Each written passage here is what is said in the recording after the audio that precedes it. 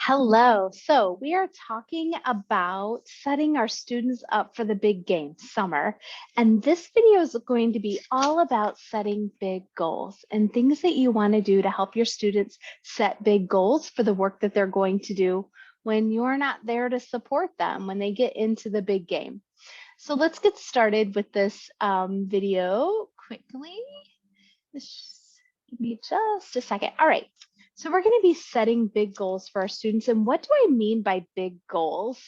Um, I'm going to start with volume. So when I think about volume, I don't think people realize how much students need to be reading and writing in order to progress along the literacy continuum for reading or for writing. So when I think about kindergarten students, we typically want them reading about 15 books a week, and they can read those books over and over and over again. When I think about like Fountas and Pinnell, when you look at their guided reading levels, students who read levels A through I should be reading 12 books a week, okay? So that's typically kindergarten and first grade, where if they're not if they're lower on those levels, you want them closer to that 15 books a week, like I mentioned for kindergarten. But as they go up to those higher levels, toward the I, they could be lowering the volume to about 12 books a week because those books are getting more complex. They're a little bit longer. There's more words and more lines on the pages, right? When we hit Fountas and Pinnell levels JK, which is typically in second grade, you hope, they should be reading 8 to 10 books a week. And then LM, think like Magic Tree House, maybe second, third grade books. They should be reading 4 to 6 books a week, 4 to 6 chapter books a week. Maybe not chapter books, but LM books a week.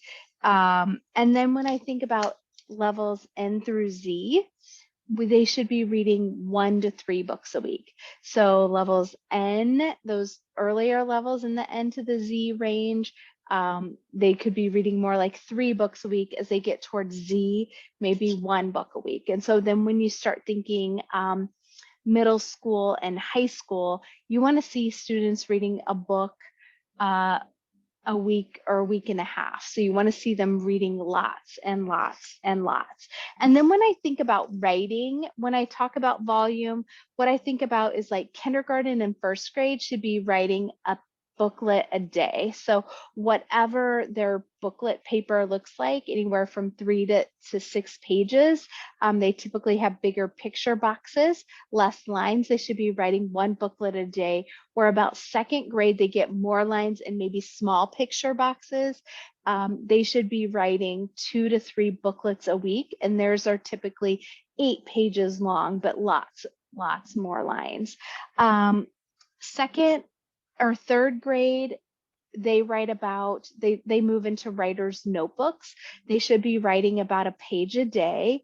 Fourth and fifth grade, 1.5 pages to 2 pages a day.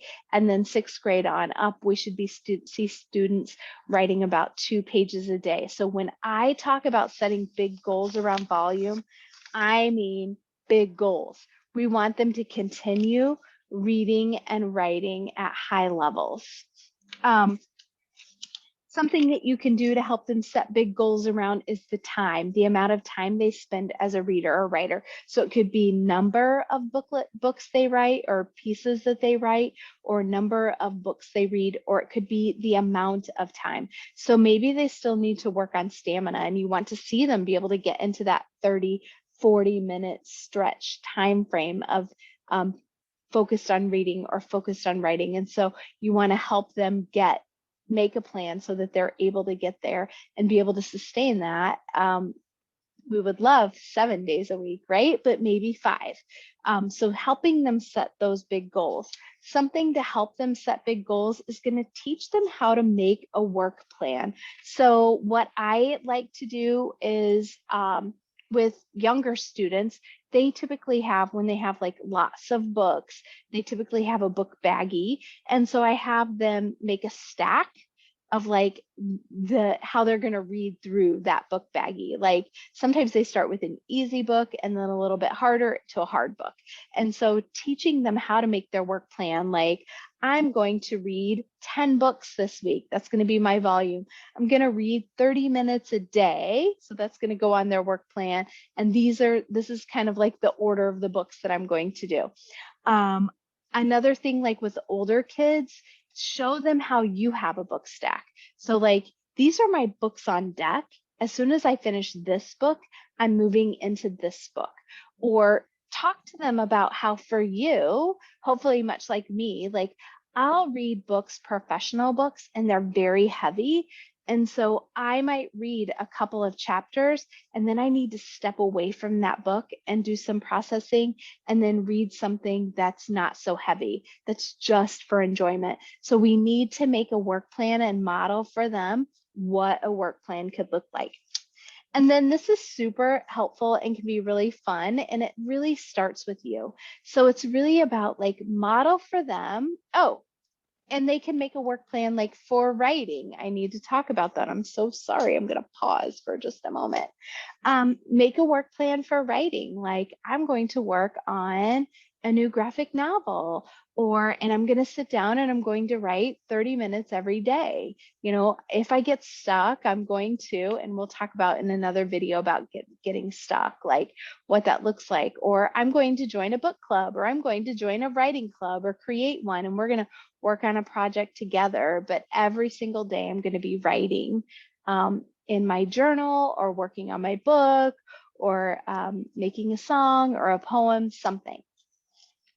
Now, helping them with setting their big goals, really model for them what it looks like, that this is real world. This is relevant. This is what readers and writers do.